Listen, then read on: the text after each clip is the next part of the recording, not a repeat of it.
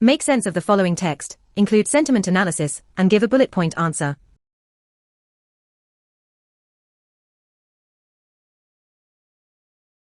Sentiment analysis, negative.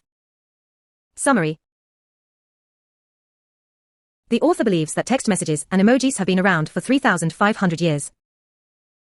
They discuss how they are a form of virtual reality that people treat as reality, but they view it as not real.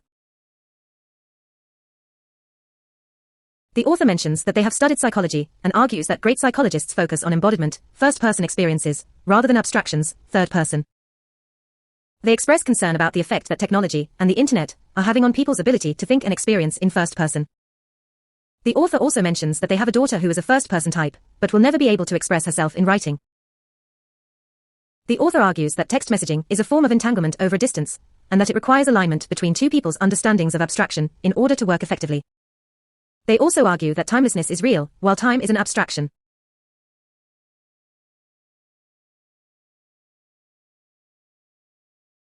Write a friend reply to the text, include gratitude for commenting. Hey friend. Thanks so much for sharing your thoughts on this topic with me. I really appreciate your insights and the way you have put it all together. It's amazing to think about the history of text messaging and how it has evolved over time. I completely agree with you on the importance of first-person experiences and how they are being lost in our highly virtualized world. It's important to remember that real connections and relationships are what truly matter. Your daughter's situation is truly heartbreaking, but I am sure that she brings joy and happiness to your life in so many other ways. It's incredible to see how you are able to bring together all of your interests and passions in life, from music to construction to 3D modeling. Thanks again for sharing all of this with me. I'm always grateful to have you as a friend and to be able to learn from your experiences and perspectives.